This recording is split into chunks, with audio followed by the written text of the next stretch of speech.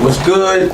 What's good? Welcome back to Urban X TV. Urban X TV in the building. I am your resident analyst, journalist, op-ed, hip-hop, urban life coach, all of that kind of stuff. And these are just my opinions. We appreciate the support. We've been getting great support. People are subscribing. These are just my opinions. And if they can shed light on what's going on, this is kind of like our weekly review of things. All the better. Also, like, share, subscribe. Visit the blog as well. Yes. We have like it's more long form explanations, I guess. Absolutely. More in the written form. Yeah. People decipher and disseminate and receive information differently. Some people can hear it. Some people like to watch YouTube clips. Some people read. There are all mediums, and we're trying our best to cover them all, so that we can put something positive into the universe. Yeah. Yep. You know what I'm saying? So this week was a bit of a long week in the terms of, I guess, pop culture. A lot of things were going on. Yes. So first, we're gonna start with last Friday, I believe it was, and Donald Trump, your president, not mine, was tweeting about America's pastime, because we know baseball is not America's pastime. It's actually football. It is actually football. And he said, I think for a time it may have been baseball. Nah, that was actually to sell newspapers, because baseball games are more frequent. Absolutely. Than NFL games. Got you. That was just a little, trick on the American people. And that segues into my next absolutely. Point. So Donald Trump, he tweeted something about the protest that was going on in the NFL. And as a result, NBA players, Diddy, was it Spike Lee? I think I saw Spike on a show going in. Everybody was going in saying, the players, y'all need to do something this Sunday when y'all play. Y'all need to respond to Trump. Do something. So as a result, a lot of players, what was happening? Teams were, locking arms. Some were kneeling. And the owners were out there with them. Some weren't even. So the slave masters was out there. Right. With the slaves. Basically. Ooh, okay. Basically. Things is rough when the slave masters have to team up with the slaves and say, we must protect our cotton field, so to speak. Basically. I know people hate those terminologies when I use them, but I'm just using parallels and allegories to express the micro of the macro, so to speak. So what was your question? You're asking me what was my thoughts on all of this week? So my initial thoughts watching the games were, when everybody was like locking arms, I thought that was a cop out. I was like, that's soft. You're going to do it or you're not going to do it. Right? And then some teams were kneeling, some weren't. The Pittsburgh Steelers didn't even come out. And then the Dallas Cowboys, your team, this is your team. Ooh. Right? They kneeled before the actual anthem, then they stood up in unison before the anthem. It was a mess. It was a total mess. So what did you think about it? I sat back and I read your article on urbanx.nyc. Plug. Call, you've been hoodwinked, you've been bamboozled, you've been led astray. And it was accurate in the sense that what they have the ability to do is neutralize. This is how they neutralize a threat. Right. All right, because we got multi-layers of things going on here. We have Kaepernick taking a knee to protest the national anthem, which is a slave song. If you hear the extended version, they mention slaves in the song. People forget that, right? And the flag. Because under this regime, this flag and this national anthem, his people are still being murdered, tortured, raped, almost assassinated with the police brutality. Now, that's not what this was about. At all. Right. This was about Donald Trump calling the collective of slave masters to the carpet because their slaves are out of control. Your slaves should get up and pay homage to this flag, right? They, in my humble opinion, in a panic, decided we're gonna switch the attention away from Kaepernick, which was the original Don Dada, and turn it towards Trump to make Trump out to be the enemy, using him to unify with everybody. Right? Now, again, certain teams kneeled. When everybody kneeling, nobody is kneeling. I'm going to say that again. When everybody is kneeling, nobody is kneeling. So they neutralize the kneeling. All right? The Cowboys, because they are America's team, some may refute that, says the Patriots, this, that, because they have the red, white, and blue and flag. But since I've been watching the Cowboys since the 70s, and they have always been America's team. America's team is in a quagmire now. How can America's team not stand for the flag? Right? So Jerry Jones, prior to that, none of his players kneeled anyway. He had put the word out, I'll fire your ass. Des Bryant said, I need to feed my family. Des Bryant was like, yo, all that's good. I'm with all of, but I need to feed my family, which is the mentality of a lot of people. A lot of people may not say that. So his honesty, I appreciate. Now, you may call him a coon because we'll get to that later. So Jerry Jones had already had a strict policy, unwritten. If I catch you kneeling during the national anthem, it's going to be a problem. Now, I'm pretty sure if Ezekiel Elliott decided to kneel, he'd still be on the team. Or Dak Prescott, he'd still be on the team. That's for the lesser knowns. Like if if you barely on the edge, you ain't even got your job. So the Cowboys did some real coward shit. Came out and tried to play both sides of the fence. We're going to kneel, right, before the anthem. Then when the anthem come on, we're going to lock arms. So everybody is so-called happy. Pittsburgh Steelers decided not to come out, but that used to be the protocol. A lot of the players back in the 80s, they didn't come out for the national anthem. That was something for the fans. I guess the NFL's deal with the military, because they kind of signed some kind of deal with the military, it makes it look bad that everyone is not out here standing attention to the flag. But the way they neutralize your threat is a lot of times they'll turn your threat into pop culture. Now, I used to talk about Ice Cube for years on how he was America's most feared black man when he first came out, when he was with NWA, and then when he did his solo thing, Lethal Injection, America KKK, the lynch mob, the very look of his eyes scared white America. He had Khalid Muhammad on his albums. If you open up the insert, there him reading the Final Call newspaper, the FOI. And how did they neutralize? Then he did the movie Boys in the Hood, which kind of reinforced that these young black males who are intelligent, because he's very intelligent, were on the upswing and about to rebel. That's power. Okay, see, Steve Coakley, one of our great historians, had a numerical formula, or he would say I plus C equals T. Intention plus capability equals the threat.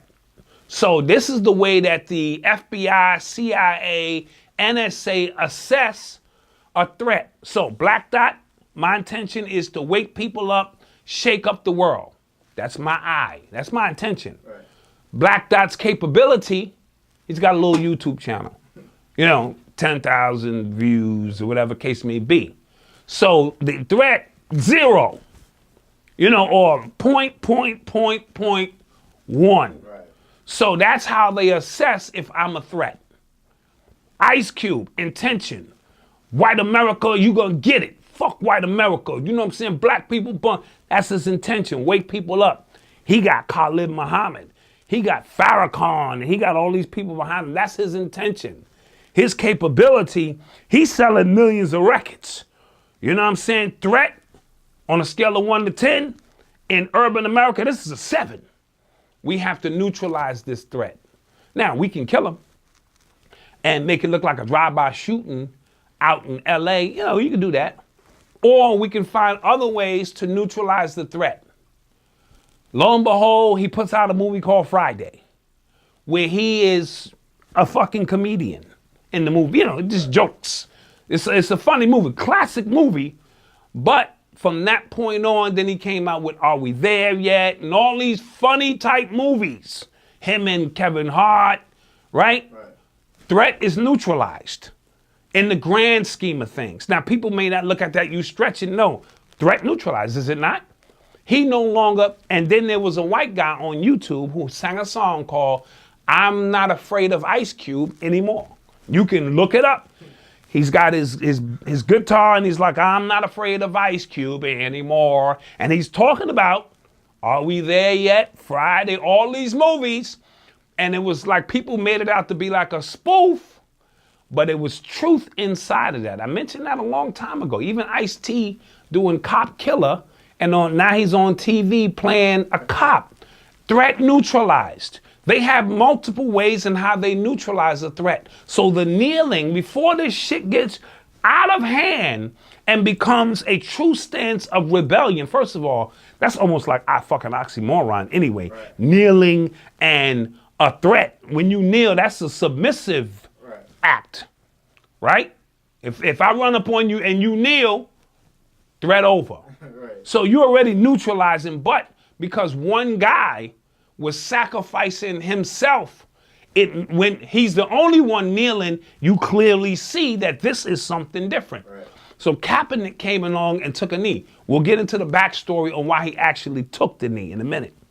So he took the knee and, created a whole whirlwind of people who wanted to rally behind him for his cause. Some people are trying to get his job back. I already told you my stance on that. He is a martyr now, so to speak. His stance is bigger than football. By him getting a job back would almost neutralize the threat. If you saw him on the field warming up and he ain't kneeling no more, he ain't doing none of that shit, threat neutralized. Everybody can get back to the good old business of football. Multi-layered, the minute Trump started calling owners out, now you're messing with the money. Right. This is the shield. The NFL is the shield. They do business how they want to do business. Roger Goodell run this shit, right?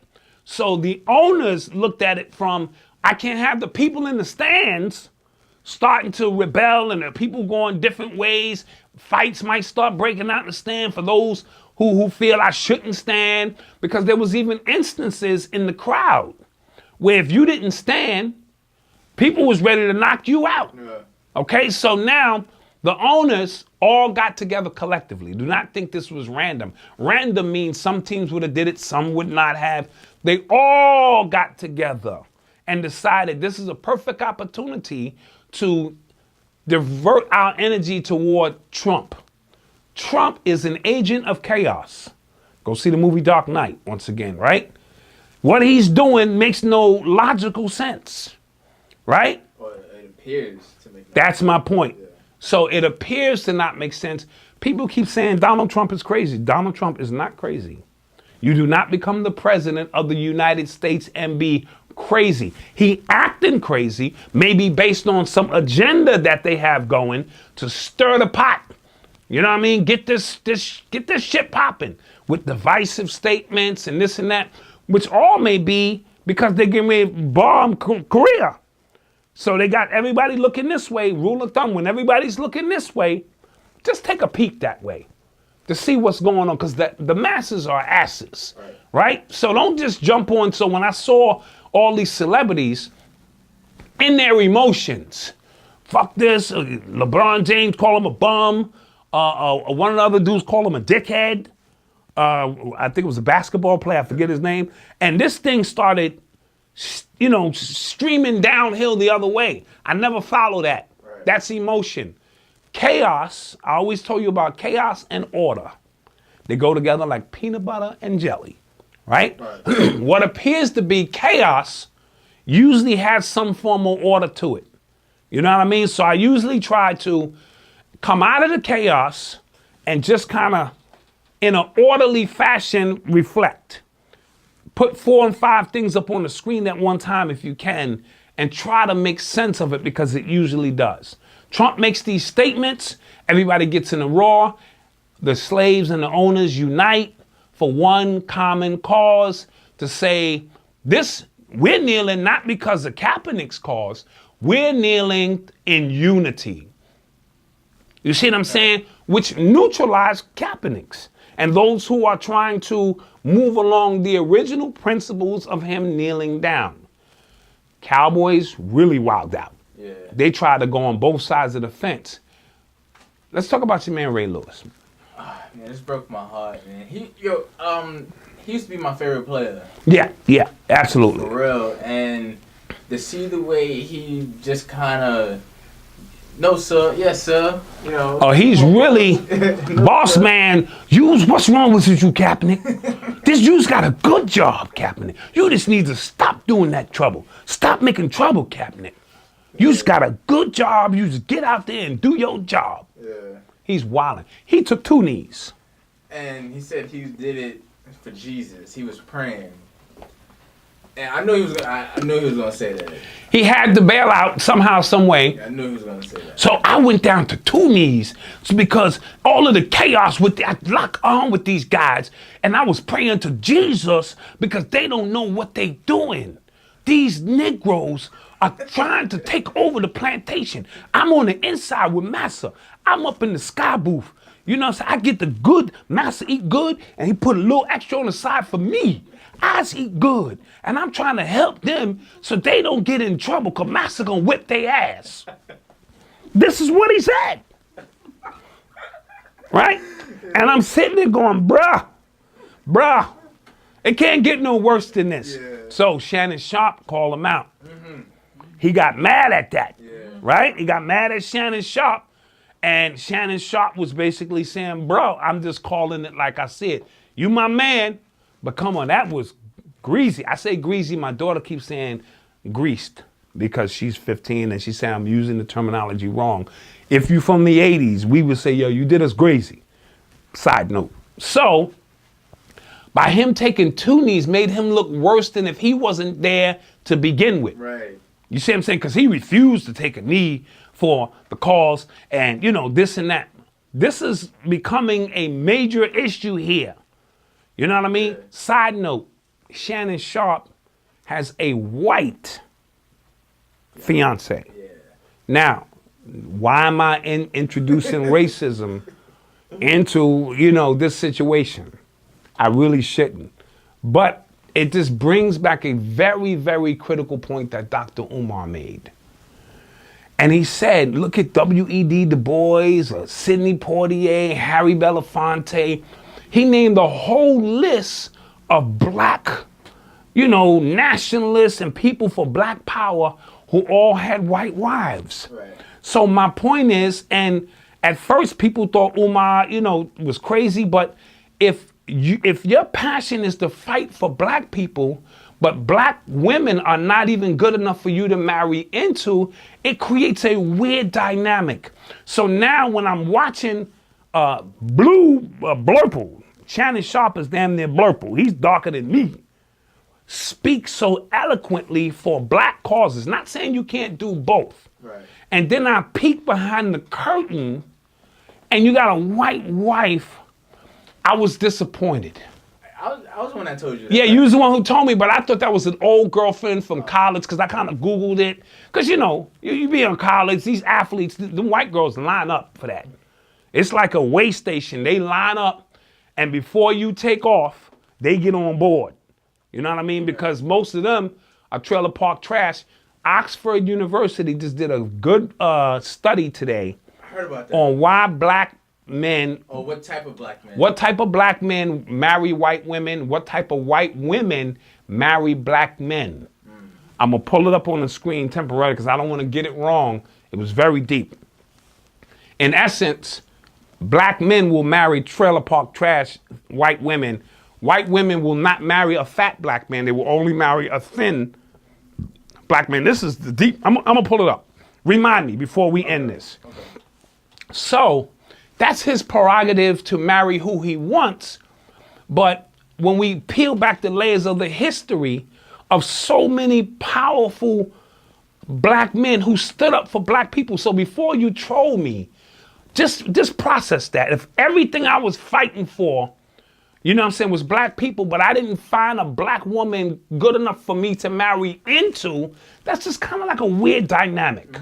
You know what I'm saying? And I give Dr. Umar credit for bringing that point up, because it's a goddamn epidemic when you start peeling back the layers of these pro-black dudes, but yet they going home and they mixing their blood, you know what I'm saying, with somebody else. And wasn't it scandal with the Panthers as well? Oh, Black Panthers they all had white wives or white women they were sleeping with. Right. But that's how you neutralize the threat. Go back to my original statement. Yeah. That's how you neutralize the threat. I can't stand here and my white wife passed through the camera and yet I'm going in on her culture and her people full steam and have it have the type of energy it needs to have. You all the way in or you all the way out. Right. Just my humble opinion.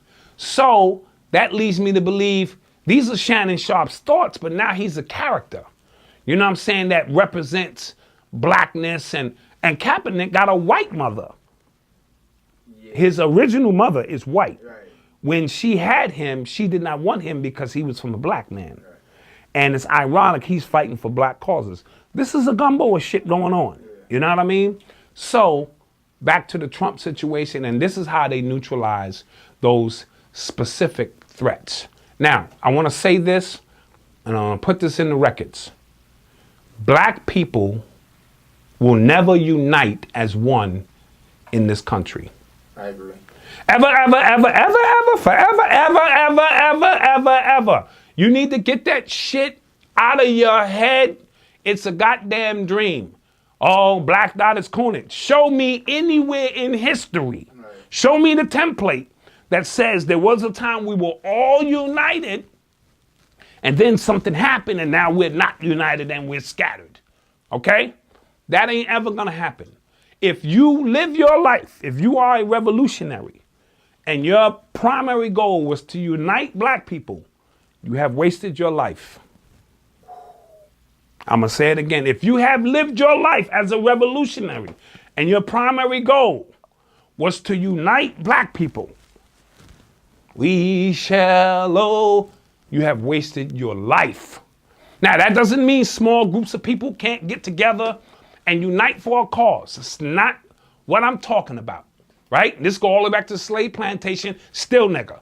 House nigga, field nigga, still nigga, right? So the division, and I want to say this too. It ain't just black people.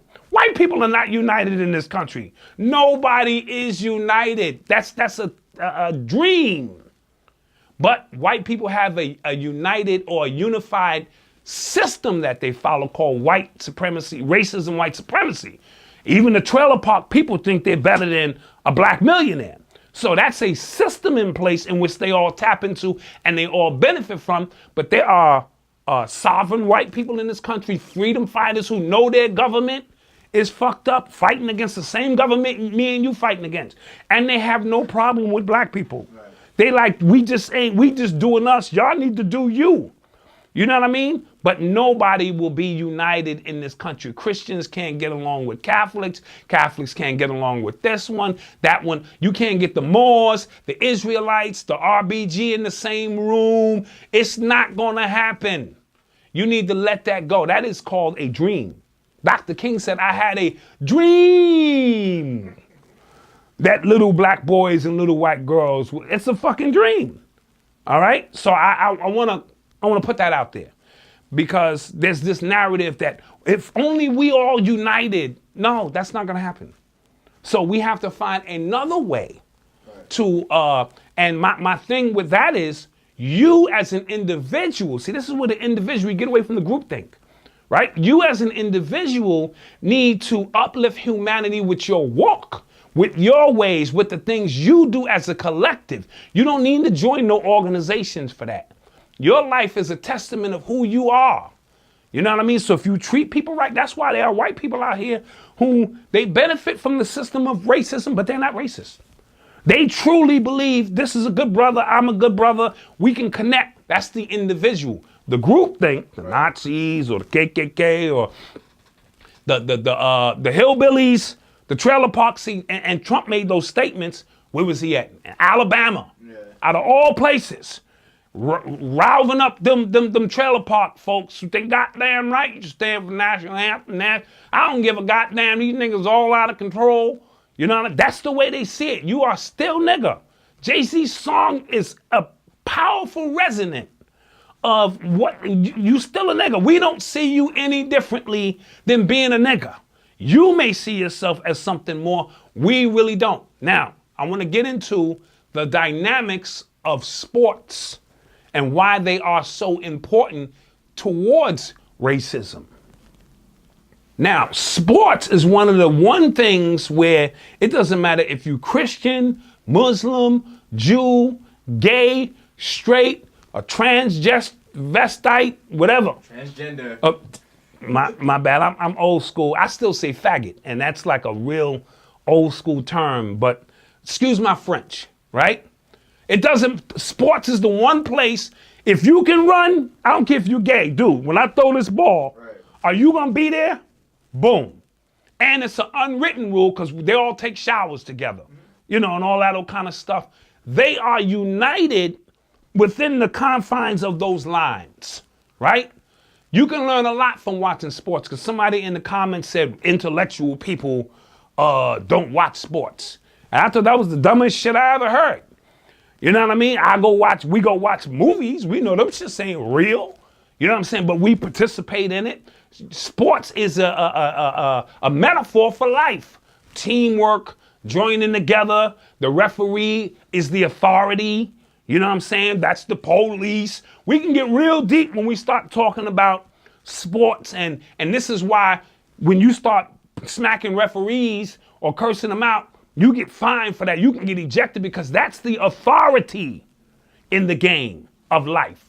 So this is why the police are in their feelings about, you know what I'm saying? We the authority out here in this game of life. So football, basketball, all these sports, these people unite like never before. The man standing next to you, right?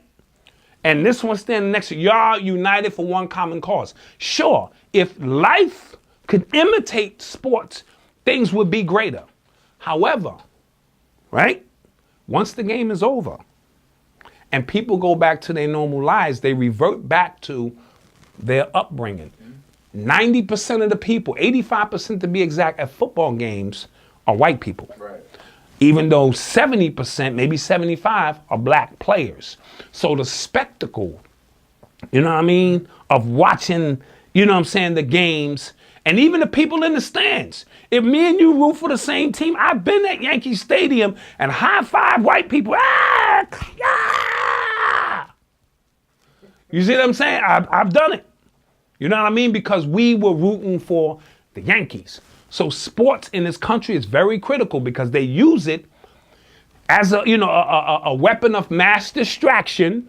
You know what I'm saying? To keep millions and millions of people, but it also unites those people in the stands. And so it's a really weird dynamic. Right. You know what I mean? So sports has the ability to unite and bring us together, but the spectacle, those who are watching are of a different breed, or, you know what I mean? Because, come on, you saw Do the Right Thing when Spike Lee pressed homie in the pizza shop. Yeah. He's like, yeah, I like Michael Jackson. He said, yeah, but they black, it's different. What the fuck is the difference? Yeah. Right? Still nigga. So I wanted to throw that out there because sports play a major role in this country. Yeah. You know what I'm saying? And how they used to. And once Donald Trump made those statements and called Colin Kaepernick a son of a bitch. And anybody else who kneeled, he literally said, dude, what kind of president does this? If I was one of the owners, I would, if I saw one of those players kneel, I said, get that son of a bitch out of here right now. Wow. So not only you call my mom's a bitch if I kneel, is what you did. You know what I mean? These owners all donated to Donald Trump. Yeah. Let's not forget that. Yeah. So they with his agenda, but they like, yo, you might have took it too far right now because you riling up the slaves. I mean, I saw people take it a bit further and say like Trump was actually in on it because I'm pretty sure the viewership went up last weekend because people just tuned in to see what players were going to do. Absolutely. But sometimes that may have been a backfire. That may have been the residual results of the statements he made. So he could be in on it. I'm not going to deny that. You know, I don't want to get my conspiracy theory hat on because we'll be here for 4 hours, right? Yeah. He could have been in on it, or sometimes you can make a statement and it's a rallying cry when you thought it was going to have a different effect. You thought, you know what I'm saying? Because let me tell you something. Once these people in the stand start getting involved, and half the people stand and half the people don't, you could have civil war in the stands. That you do not want at any cost. So football has to be very careful. That's why all the owners came down and got on knees and joined forces with their slaves. Because we're united now against Trump, who they're making out to be crazy, right? Yeah. Trump is not crazy. Trump is not crazy. Trump is following some kind of agenda that may be way over our heads. You know what I mean? Yeah. Just think about if Obama had done half the shit Trump did. Show you how racist this country is. Yeah. Obama was a good, clean citizen, wife, kids, dog, spoke eloquently, showed intelligence, no scandals. The whole 8 years he was in office. Yeah. There'll be those who say he didn't really do enough for black people and this and that, and he took more of the gay rights and he gave everybody else rights but did something for black people. I'm not here to argue the politics of that. Donald Trump in 9 months has been wilding. If that was Obama, they would have popped his wig back. First of all, they put him in office. I'm going to show you how mind control works. If all the black people in the United States voted for Obama, it still wouldn't have been enough to get him elected. Right? Which means that white people had to be on board. So what they did, they remixed that. Oh, you know he's got a white mother. He was the perfect candidate. White mother, black father from Kenya, or whatever the case may be. He smoked cigarettes, sniffed cocaine, or had alleged. He did the hip hop shit, brushed shit off his shoulders. He had he had you on the jack. You know, he was tweeting. This nigga was the perfect Manchurian candidate. Yeah. How can anybody not like Obama? Right. He spoke well. He was clean.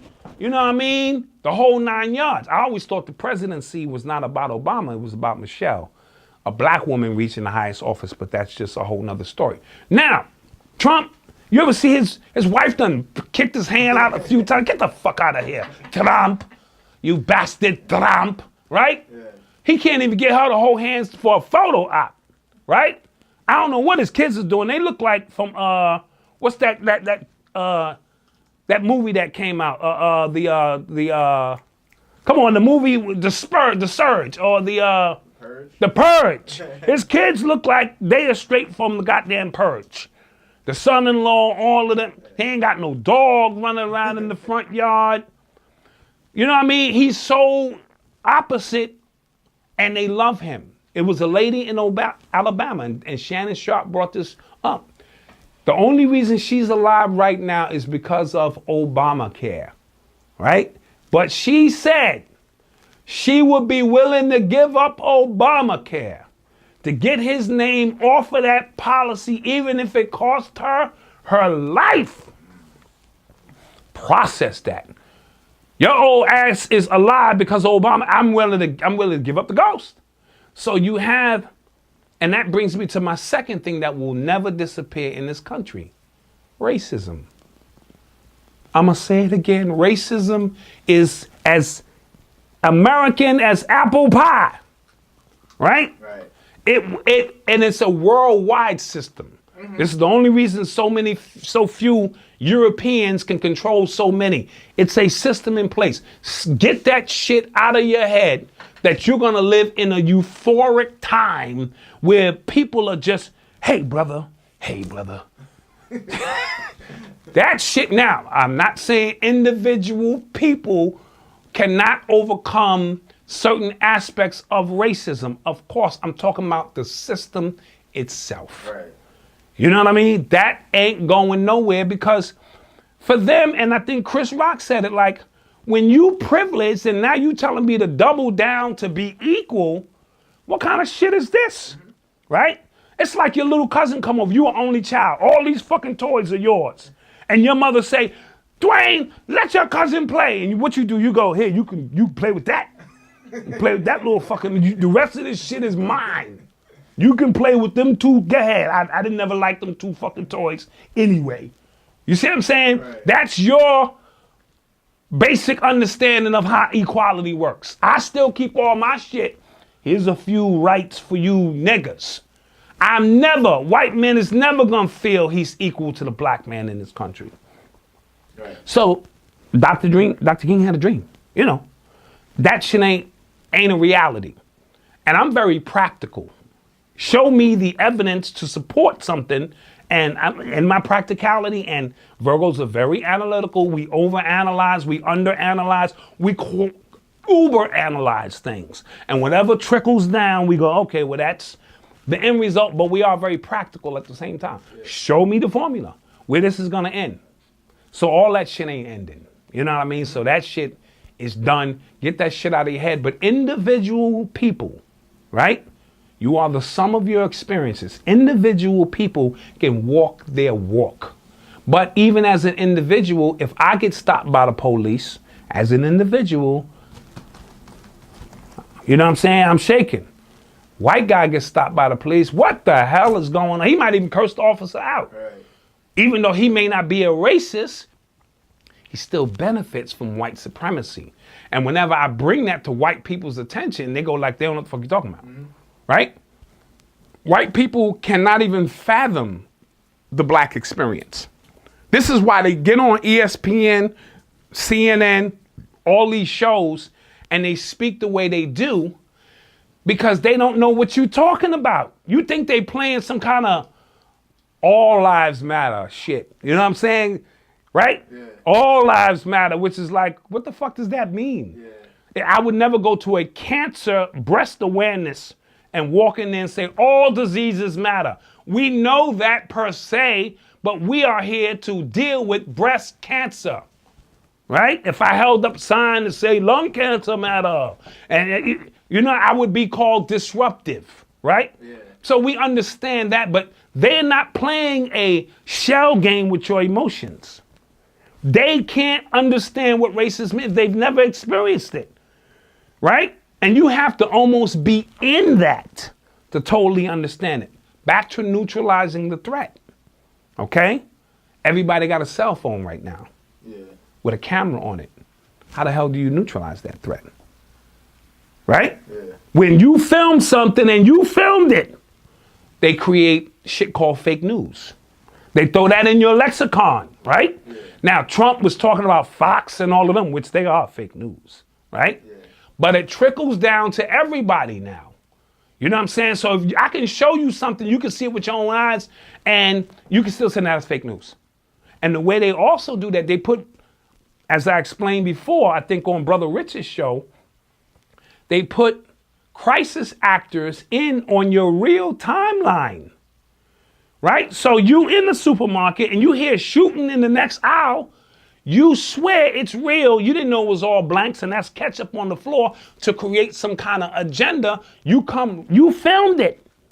You got the shit on tape or you was there, and it's still fake news, right? Right. So that's the way they blend in on your real timeline, put fake crisis actors. Now, that doesn't mean people can't die.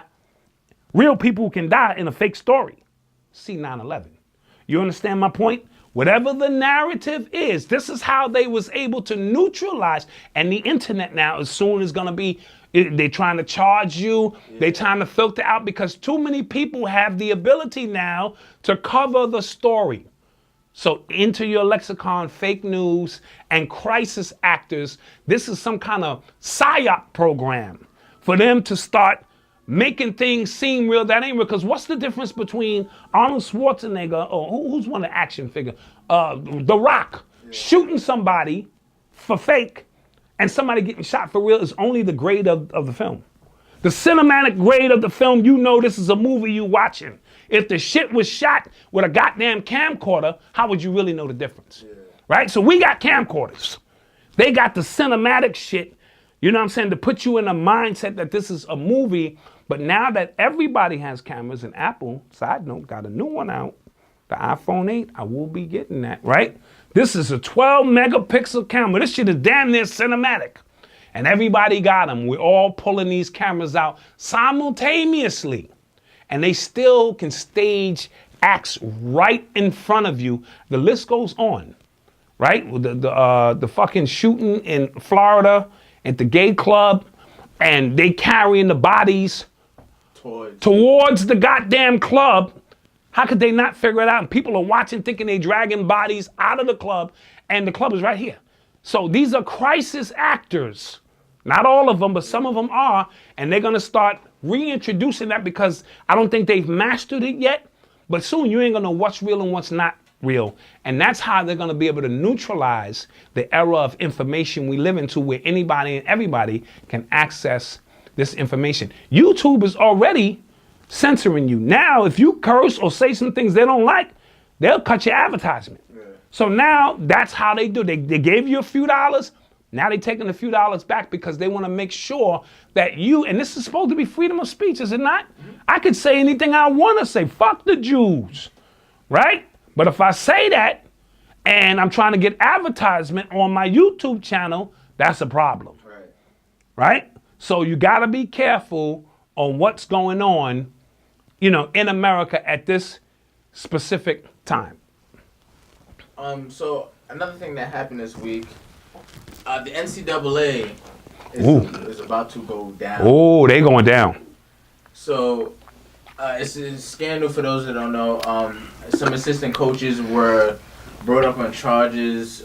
They were taking money from agents and Nike and Adidas. They're all down with it, but I'm sure this is gonna run deep. But go ahead. And they were funneling in money to the coaches, and the coaches were funneling in money to get players to their families, to get them to come to their schools, and for them when they go to the NBA to sign with, Adidas and things like that. So that happened. What do you think about that? Okay, when you want to control the future, what do you need to control? The present. Right. This is no mystery. White people and people in power are not worried about the future because they control and dictate the present. That's math. So I see a 14-year-old kid, 15-year-old kid. If I get him in my sneakers now, in 4 or 5 years when he gets his blown up contract, I just secured my child's future on this one kid. So the college game is a dirty game because them players should be getting paid. Yeah. How can the institution be making billions sometimes and the players get a goddamn scholarship, a full scholarship education?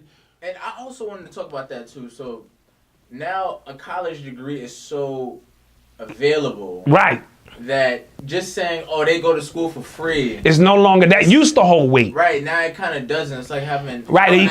And I don't want to take away, because I have a bachelor's degree, but I don't want to take that away from people that do have it, but it's kind of like a high school degree now because everybody... If everybody has a bachelor's, nobody does. Bing, bing, bing. Now you need a master's, now you need a doctorate, now you need to specialize in something specific. So like if they were paying for like grad school or something, I even tell players, you need to chill. Right, absolutely, because grad school costs guap. Yeah, they paying for grad school, you need to... But most of these players are not there to even finish the college. Right. Can we be honest? Right.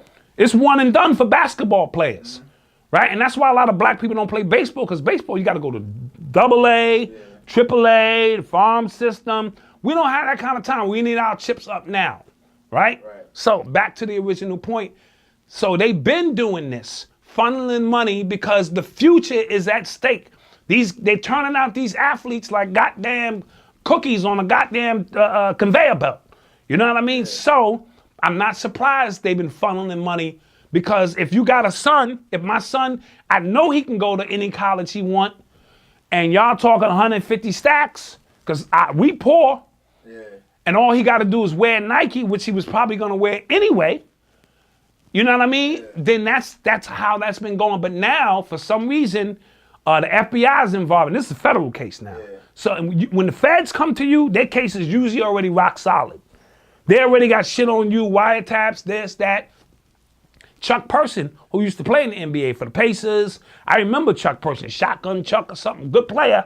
He's caught in that scandal. Rick Pitino is going to get caught in that scandal. He just got off of the... He's a scandal. He's a scandal king.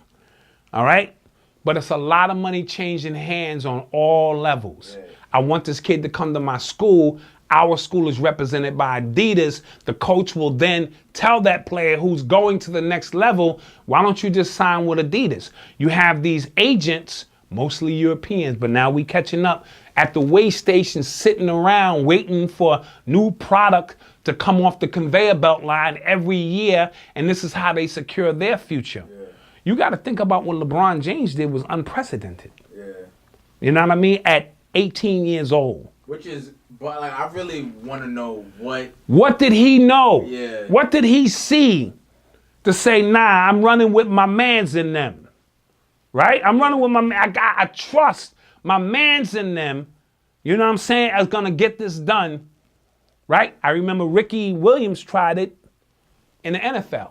He tried to go without an agent, and he betted on himself. I think he lost because of the marijuana situation. Don't quote me on that. Right, okay. But you would think by now more and more of them would catch on and do it. But back to the scandal, I'm not surprised. It's so much money taking place under the table. It used to be the boosters. Mm-hmm. You know what I'm saying? But now it's sneaker companies trying to secure their future. Don't cost us nothing to give all of you a 3-4 year sneaker deal in hopes that you pop. You get to the NFL, the NBA and pop, that's big money. Yeah. I saw the documentary where Adidas was getting ready to sign LeBron James, and he wanted $90 million. Adidas got cold feet. I watched the documentary. I forget the guy, one of them Italian dudes who used to be a booster for all the schools, famous guy. Yeah. And at the last second, Adidas started getting cold feet, like, pay him $90 million? Nike swooped in and was like, here's the 90. Now, they made their money 150 times over. Yeah. If you was at Adidas and did that, you got fired. Right? Right. So this is a big business. This is all big business that's going on. So, that's my, take on that. All right. But so, well, how long do you think before, like, college sports in general, because I'm sure this is happening at every college except maybe Duke, a couple of colleges who really don't need to recruit. No, but it's some schools like, prime example, at Alabama, Trent Richardson, when he was playing running back at Alabama, he had 2 kids. Right. At home. So it's not like, and you're in college, you're not making no money. Even if I go to college for 4 years and come out and make $50,000, how's that? You understand my point? So, go ahead. But I'm saying, like, a lot of these college players, they got tattoos, they got these cars that they're driving around. Like, I'm sure it's happening at almost every school. It's happening. You got drug dealers who making sure they homie is good, right, with the likes that, at least I want my floor seats when you pop. Right. You know what I mean? So this is a money-making business on all levels. I wrote in my book, Urban Culture Decoded, that's a plug, right? That there are white people who, in the goodness of their heart, will see a young black man who's talented, uber talented, right? And take him out of the hood and provide him a nice place in the suburbs where he can study and work on his jump shot. And he go pro, and who does he pay? Them. Yeah. For saving his life. They ain't taking Pookie or Lil Ray Ray, who might have a couple of cases already, and taking him to the suburbs and maybe clean his life up. Right? No, they never do that shit. So he's a 6'9" nigga with potential. Go see the movie The Blind Side. Right? That is an art. They do that all the time. Searching, finding a meal ticket. Right? Yeah. Then there's a whole bunch of white girls on the sidelines, hey, waiting for a ride out of this shit. They want to leave the trailer park too. And most of these players, right, the elevator don't go all the way up anyway. These niggas is brute athletes, right? They probably ain't read a book or 2 books in a row ever. And I'm not stereotyping, I'm just simply saying, right? So their mentality, especially from the deep south, the white woman is the catch for a number of reasons. Black women got to do this all the time. Fuck that. You ain't going to be... You know how sisters get her neck turning. Niggas don't want to deal with that shit. White women are very docile. They'll even let you go like both ways. You know what I'm saying? They have no problems with that because most of their white men go both ways. So, and they'll let you stay out late and you just got to raise your voice. Look, woman, it's a black thing. As Richard Pryor once said in one of his stands, this is a black thing. Oh, I'm sorry about that, you know, Tommy, right? So this is a gumbo of shit that's taking place that, you know what I mean? Everybody's trying to get in on it. Yeah. The melanated athlete, the black man is God, right? You see the way we jump. You see the way we run. You see the way we do what we do, right? God. I want in. Yeah. All right? So how do I get in? I may get in on the ground level because they watching kids at 12 and 13 now. Yeah. If I can secure that, my future's already set. The only ones who don't know what their future gonna be is us. Black folk, oh man, shit, I could barely pay the light bill now. You know what I mean? These people don't operate like that. That's why they walk around the way they do, because they know the future's secure. You know what I mean? We gotta get our ish together and secure our future in ways, and that goes back to the Jay-Z shit, where people got on this case, but he talking about wealth, generational wealth, right? So that you ain't worried and your kids ain't worried. Yeah. These athletes know that they're not going to complete college, most of them. Yeah, it's impossible. Their schedule is crazy. Look at the football. You practice 3, 4, 5 times a week, and you expect me to pass classes? Right. I couldn't pass classes if all I did is went to school. Half of these athletes are saying. And you're going to throw football in there and traveling across the country. Come on, this is big business. And all the athletes are saying is, cut me in, bro. Yeah. Fuck, cut me in. I want in. And I don't blame them. Yeah. They should get paid because the scholarship, which I'm not going to get anyway, that's just what you put out there. You know I'm here for one and done if it's basketball. Yeah. And overseas, the basketball players go pro at 14. If I can go to the Army at 18 and serve this country, why can't I be a professional basketball player? Right? Right? So you have issues. I think the development league in the NBA is going to be the new place where you go right from high school, go there for 2 years, get your money, a decent amount of money, not the big payday. You learn the system that we're trying to run on the pro level, right, and then we bring you up. I think that's the way that's going to run in the future. Okay. All right. So that's another one for y'all. Another one for y'all. We trying to keep it going. We appreciate the support once again. Definitely. These are the views expressed here are solely those of mine. Don't start, blaming somebody else. Blame me. And we're going to keep it running. Peace. Urban X, peace. UrbanX.tv, UrbanX.nyc for the scrolls. I'm going to put a few joints up as well. And this is what we're trying to do. We're trying to bring you some information. And that Urban X, that X stands for the unknown, but it also represents experience. The urban experience, our experience is so vast and so multi-layered that we're going to do our best to bring you all aspects of it. Peace. Peace.